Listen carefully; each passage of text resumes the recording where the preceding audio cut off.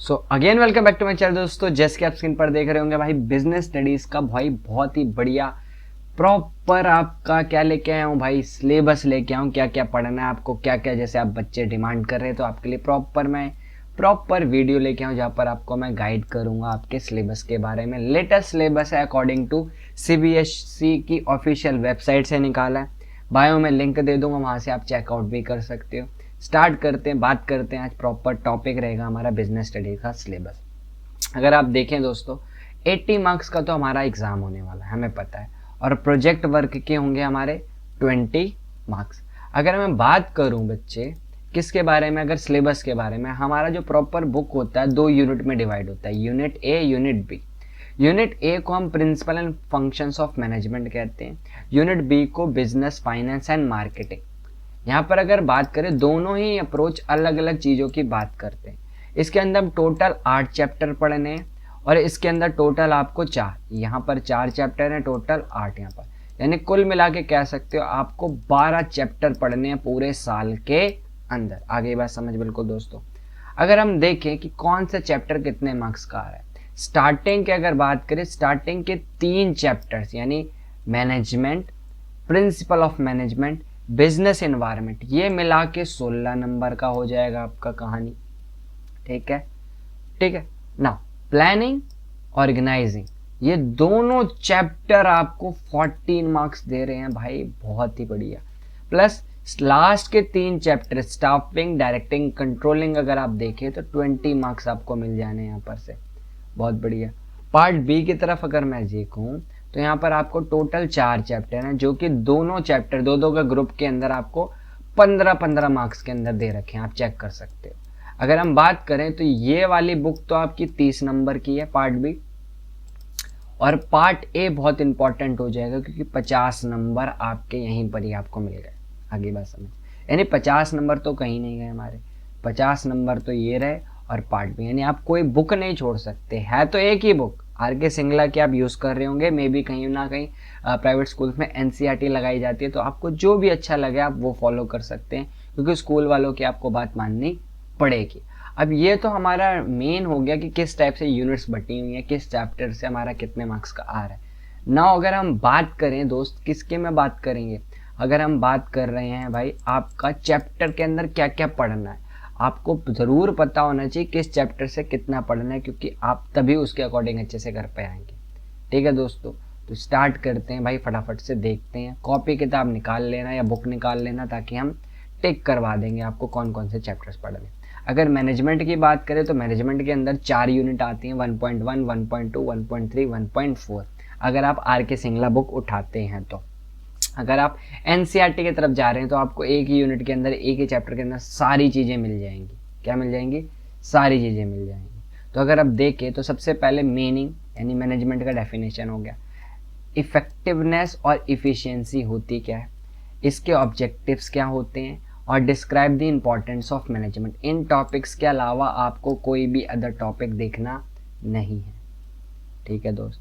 अगला, management science है, art है, प्रोफेशन है। अब आप इसको एग्जामिन करेंगे और तीनों अप्रोचेस को पढ़ेंगे।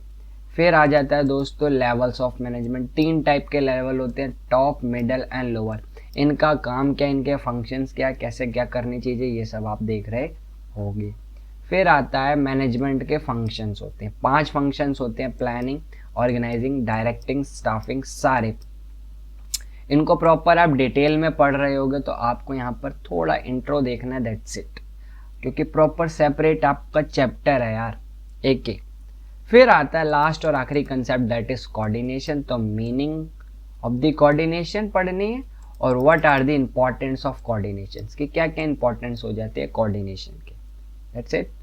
फिर आता है unit 2, that is principle of management. Principle of management की अगर बात करें तो यहाँ पर सबसे पहले आपको 2 टाइप के प्रिंसिपल पढ़ने होते हैं। एक तो भाई हमारे फ्योल ने प्रिंसिपल्स दिए थे और कुछ साइंटिफिक टेक्निक्स दी गई थी टेलर के द्वारा। दोनों को हमें पढ़ना है, उनके बीच में कंपेयर करना, इससे ज़्यादा चैप्टर में हमें देखना भी नहीं, और इतना ही है चैप्टर। ठीक है दोस्तों। चैप्टर 3 आता है, that is business environment. Business environment chapter 3 के अंदर सबसे पहले भाई उसके मेन मीनिंग क्या है, देन इम्पोर्टेंस क्या है बिजनेस इन्वायरमेंट के। बिजनेस इन्वायरमेंट बेसिकली कि आप जिस सोसाइटी या जिस भी कहाँ रह रहे हो वहाँ पर भाई उसका इन्वायरमेंट के अकॉर्डिंग आपको अपने बिजनेस में पॉलिसीज़ बनानी होती है, चेंजेस लानी होती हैं। इसकी डायमेंशंस आती हैं कुछ, like economical dimension, social dimension, technology, political, legal, इनमें चेंजेस आने से क्या क्या इफ़ेक्ट होते हैं ये पढ़ना है। फिर एक छोटा सा टॉपिक पढ़ना होता है यहाँ पर, डीमोनेटाइजेशन। डीमोनेटाइजेशन तो आप अच्छे से यार वाकिफ हैं, ठीक है, कि जब नोटबंदी होगी तो क्या क्या कहानी रही थी, तो आपको एक एक डिटेल में ये सारी चीज़ें देखनी है, कोई दिक्कत दोस्त। अब हम बढ़ते हैं यूनिट 4 की तरफ, दैट इज प्लान। प्लानिंग के अंदर सबसे पहले आप मेन तो यार हर जगह डेफिनेशन तो पढ़नी है। फिर आता है इंपॉर्टेंस। ध्यान रखना कभी कभार फीचर्स वगैरह भी देता है, तो हमें फीचर्स नहीं है यहाँ पर तो नीचे नहीं देखने फीचर आपको, दैट्स इट, ध्यान रखना आप। देन आता है understand the limitation of planning, कि भाई प्लानिंग की लिमिटेशन और इम्पॉर्टेंट यहाँ से प्रॉपर पूछता है। बहुत ही इंपॉर्टेंट टॉपिक हो जाता है प्लानिंग का प्रोसेस, जो कि आपको अच्छे से याद करना पड़ेगा, एक एक स्टेप को समझना पड़ेगा। फिर आते हैं टाइप्स, प्लानिंग के टाइप्स आते हैं अलग अलग, कौन कौन से टाइप के प्लान्स हो सकते हैं, तो उनको हमें एक एक करके सारे पढ़ने, यहाँ से कोई कट आउट नहीं है। फिर आता है ऑर्गेनाइजिंग। ऑब्वियस ही बात है, सबसे पहले ऑर्गेनाइजिंग के अंदर डेफिनेशन, देन इंपॉर्टेंस क्या है, फिर ऑर्गेनाइजिंग का प्रोसेस क्या है, प्रॉपर स्टेप बाय स्टेप, ज़्यादा बड़ा प्रोसेस नहीं है, 4 लाइन के अंदर खत्म हो जाता है। फिर आते हैं 2 टाइप के ऑर्गेनाइजेशन होते हैं, एक फॉर्मल एक इनफॉर्मल, दोनों को हमें पढ़ना है। उसके एडवांटेज क्या है, डिसएडवांटेज क्या है, प्रॉपर आपको अच्छे से पढ़ना है। 2 टाइप के भी ऑर्गेनाइजेशन और होती है, फंक्शनल और एक डिविजनल। इसके अंदर क्या किया जाता है, ये सारी चीज़ें आपको एक एक करके देखनी पड़ेगी। देन एक टॉपिक आता है that is delegation. What are the elements of delegation, concept हो गया, एलिमेंट ऑफ डेलीगेशन और इम्पॉर्टेंस ऑफ डेलीगेशन, तो इनको तीनों टॉपिक पढ़ने, इनको टिक कर लें। फिर आता है डिसेंट्रलाइजेशन, जब हम पावर्स को क्या कर देते हैं, डिस्ट्रीब्यूट कर देते हैं अमॉन्ग पार्टनर्स। देन क्या कंसेप्ट है, तो इसके पहला तो meaning, then importance, then what is the main difference between delegation and decentralization. बहुत पूछता है हर साल, तो आपको ध्यान रखना है, ठीक है दोस्तों। अगला आता है स्टाफिंग चैप्टर। स्टाफिंग के अंदर अगर बात करें तो स्टाफिंग का सबसे पहले इंपॉर्टेंस हो गया और मीनिंग, सिंपल। फिर आता है एज ए ह्यूमन रिसोर्स, इसका क्या कंसेप्ट है, तो what are the functions of HR department, जो एचआर होता है तो उसके क्या क्या काम होते हैं, ये सारा पढ़ना है। फिर अगला यूनिट इसके अंदर आपको दिया जाता है जो कि है स्टाफिंग प्रोसेस। स्टाफिंग प्रोसेस के अंदर सबसे पहले आपको ओनली स्टाफ्स, जो भी स्टेप्स होते हैं इंक्लूड, वो पढ़ने हैं।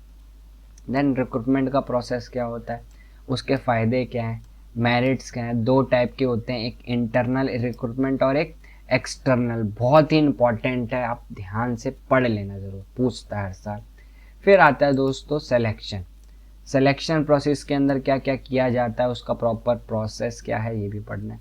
फिर आता है ट्रेनिंग या डेवलपमेंट दी जाती है, जहाँ पर हम एक ट्रेनिंग कंसेप्ट पढ़ रहे होते हैं, on the job of the job, तो सारे के सारे आपको पढ़ने पड़ेगी, बहुत इंपॉर्टेंट हो जाता है।